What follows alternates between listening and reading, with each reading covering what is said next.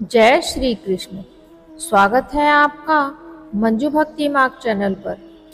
समय इंसान को सफल नहीं बनाता, समय का सही इस्तेमाल इंसान को सफल बनाता है। शिक्षा सबसे शक्तिशाली हथियार है जिसका उपयोग आप दुनिया को बदलने के लिए कर सकते हैं। हमेशा खुश रहना चाहिए क्योंकि परेशान होने से कल की मुश्किल दूर नहीं होती, बल्कि आज का सुकून भी चला जाता है। उनके पीछे कभी मत भागना जिन्हें आपकी कदर ही न हो। वो लोग मुंह लगाने के भी काबिल नहीं होते, आप उनसे दिल लगा बैठते हैं। धरती पर कोई ऐसा इंसान नहीं है जिसको कोई समस्या न हो, इसीलिए अपनी समस्या को बहुत बड़ा ना समझें, क्योंकि समस्या आती ही है खत्म होने के लिए। आज समस्या है, कल समाधान भी होगा। चाहे आपकी जिंदगी में कितना भी बड़ा दुख आ जाए, दुख से दुखी मत होना, क्योंकि इसे तो जाना ही है, बस थोड़ा वक्त लगेगा। जो भी होता है अच्छे के लिए होता है। जब कोई घटना घटित हो जाती है तो हम परेशान हो जाते हैं। हमें लगता है कि ऐसा क्यों हुआ है, पर हम उसके पीछे की अच्छाई को नहीं देख पाते। लेकिन बाद में हमें यह पता लगता है कि हाँ, ये होना जरूरी था, तभी हुआ है। चिंता से कुछ हासिल नहीं होता, लेकिन हाँ, चिंतन से ऐसी कोई चीज नहीं जिसे जीवन में हासिल न किया जा सके। चिंता और चिंतन में बहुत ही ज्यादा फर्क होता है। चिंता और चिंतन में वही फर्क होता है जो एक रोगी व्यक्ति और एक आत्मविश्वास से भरे स्वस्थ व्यक्ति में होता है।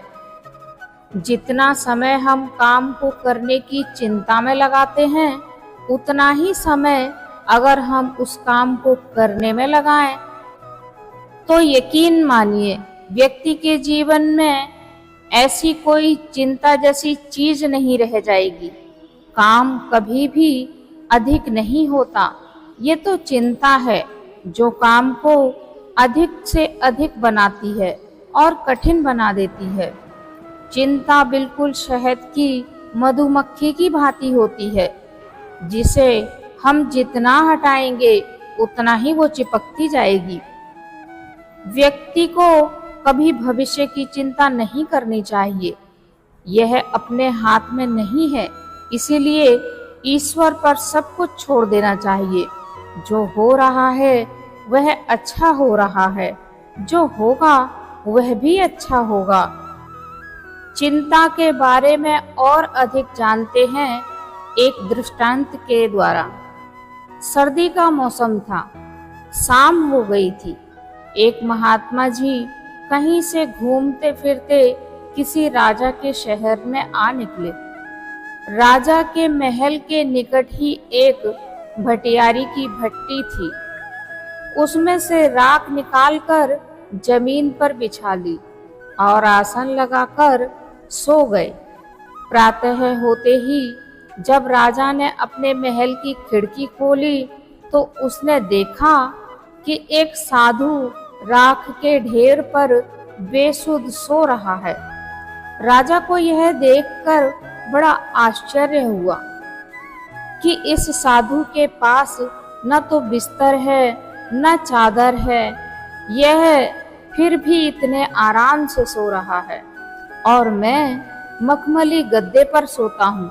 संपूर्ण सुख संपत्ति मेरे पास है। नौकर चाकर हर प्रकार से मेरी सेवा करते हैं। प्रजा भी मुझे बहुत प्रेम करती है। इतना ऐश्वर्य और सम्मान होते हुए भी रात को मुझे नींद नहीं आती। सारी रात करवटें बदलता रहता हूँ। ऐसा सोचते सोचते राजा ने नौकर को बुलाकर आज्ञा दी, जल्दी जा, इस सोने वाले साधु को जगाकर मेरे पास लेकर आओ। नौकर साधु के पास पहुंचा, देखता है कि यह वही महात्मा है जो लोगों को कभी कभी धर्म की शिक्षा दिया करता है। नौकर ने महात्मा के पास जाकर कहा, भगवान, राजा आपको याद फरमा रहे हैं, आप कृपा करके महाराज के पास चलें। वह कुछ बेचैन हो रहे हैं और आपसे कुछ पूछना चाहते हैं। महात्मा जी उठे और नौकर के साथ राजा के पास जा पहुंचे। राजा ने बाबा का उचित सम्मान करके अपने पास बिठाया और कहा, स्वामी जी, मेरे पास तो राजमहलों के इतने ठाट बाट हैं, मुझे मखमली गद्दों पर भी नींद नहीं आती। आप राख पर ही सो रहे हैं, आपकी रात कैसे गुजरी? महात्मा जी ने राजा की तरफ देखा, उनके चेहरे से जाहिर हो रही थी उनकी परेशानी। महात्मा जी ने उत्तर दिया, राजन, मेरी रात कुछ तो तुम्हारे जैसी गुजरी और कुछ तुम्हारे से अच्छी गुजरी।